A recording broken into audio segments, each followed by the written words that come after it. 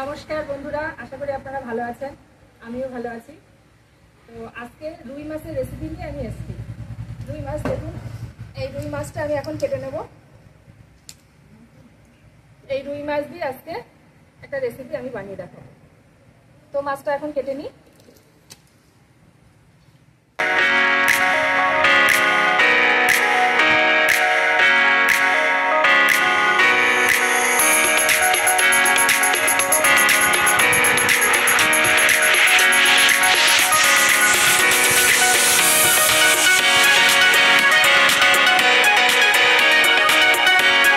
কেটে ধুয়ে নিয়ে এসেছি। এবার কড়াইটা গরম হয়ে গেছে, মাছ ভাজার জন্য আমি সর্ষের তেল দিয়ে দিচ্ছি।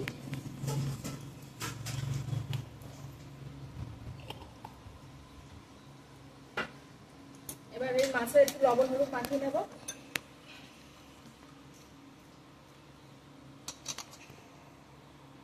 দিয়ে দিচ্ছি হলুদ,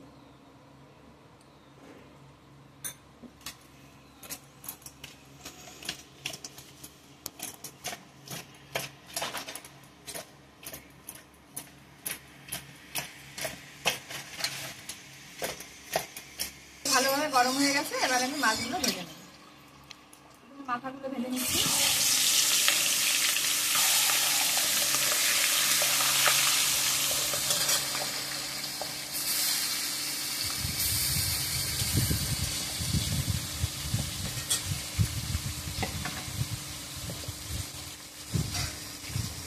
এদিকে মাছ ভাজা হচ্ছে আর ওদিকে মা বাটনা করে নিচ্ছে।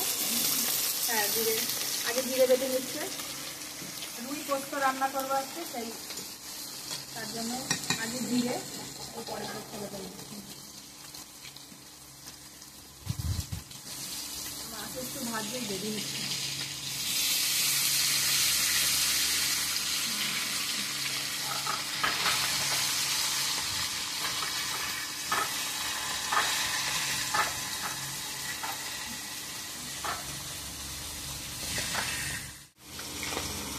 মাছ ভাজা প্রায় হয়ে গেছে আর দিদি বাটা হয়ে গেল। কোনটা কিছু দাও বাকি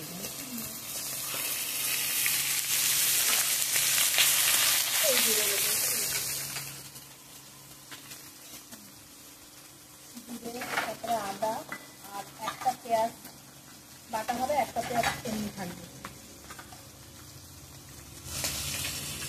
কালো জিরে ফোড়ন দিলাম আর তেজপাতা ফোড়ন দিলাম, দিয়ে একটু পেঁয়াজটা ভালো করে ভেজে নেব।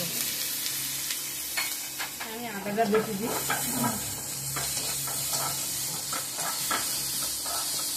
পেঁয়াজটা একটু লাল লাল ভাজা হলে জিরে বাটাটা দিয়ে দেবো।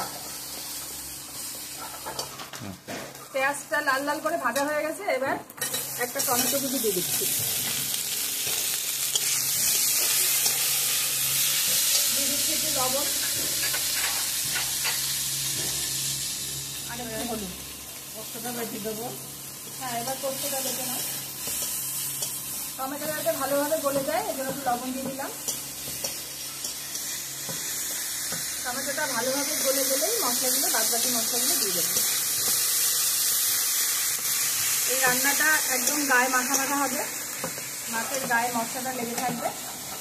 গরম ভাতে এটা খুব ভালো লাগে খেতে।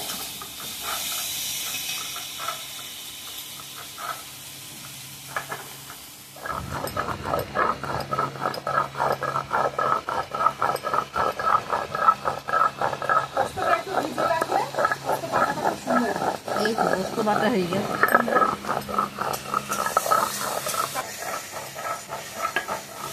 পেঁয়াজটা ভালোভাবে ভাজা হয়ে গেছে আর এই টমেটোগুলো একদম গলে গেছে। খুব সুন্দরভাবে টমেটোটা গলে গেছে। এবার আমি দিয়ে দেবো একটু কালারের জন্য খুব অল্প চিনি। এটাতে মিষ্টি ভাব অতটা আসবে না, কিন্তু কালারটা ভালো বেশি নেবো। এবার দিয়ে দেবো জিরে বাটা।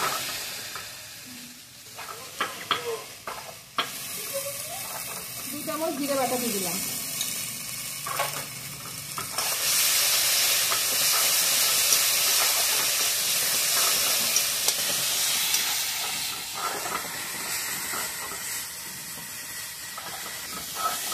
পোস্ত কাঁচা লঙ্কা বাটা একসাথে দিয়ে দেবো।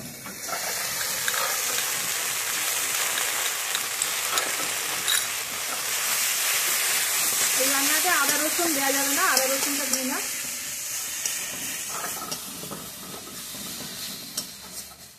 মশলাটা ভালোভাবে কষে নিয়েছি, খুব সুন্দরভাবে কষা হয়ে গেছে। পোস্ত, জিরে, কাঁচা লঙ্কা। এবার আমি অল্প গরম জল দিয়ে দেবো।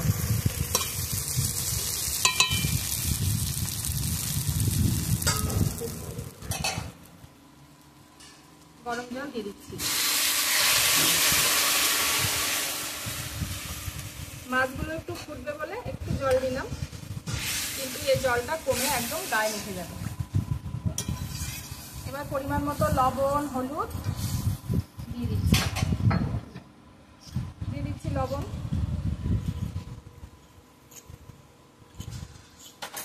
আর দিয়ে দিচ্ছি হলুদ।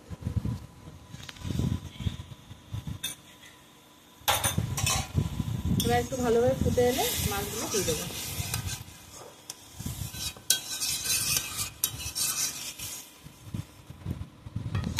ফুটে গেছে, এবার আমি মাছগুলো দিয়ে দিলাম।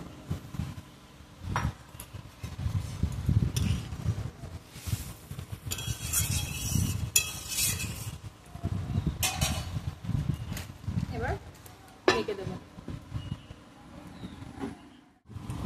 এই তো প্রায় হয়ে এসছে, এবার নামানোর পালা। এটা নামানোর পরে এমনি গায়ে মেখে যাবে মশলাটা, দেখুন একদম রেডি। এটা নামানোর সময় কেউ কাঁচা তেল দিতে পারেন 2-1 ফোঁটা, আবার কেউ নাও দিতে পারেন। 10 মিনিট ফুটিয়ে নিই। জল দেওয়ার পরে এভাবে 10 মিনিট ফুটিয়ে নিয়েছি।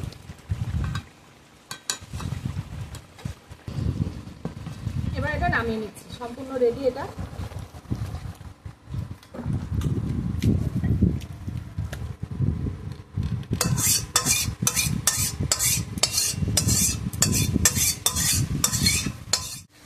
আস্তে আস্তে দেখুন গ্রেভিটাও ঘন হয়ে গেছে। নামানোর কিছুক্ষণ পরেই মাছের গায়ে মশলাগুলো লেগে আছে। তো বন্ধুরা, যদি ভিডিওটি ভালো লেগে থাকে তো অবশ্যই এই রান্নাটা আপনারা বাড়িতে করবেন, দেখলে সত্যি খুব ভালো লাগবে খেতে। এমন কিছু মশলা না, অথচ কম মশলাতেও মনে হচ্ছে বেশ মশলা দেওয়া। ঠিক এইভাবে আপনারা বাড়িতে ট্রাই করে দেখবেন। আর আরও নতুন নতুন ভিডিও পেতে আমার চ্যানেলে আসুন এবং আমাকে সাবস্ক্রাইব করুন, লাইক শেয়ার করে দেবেন।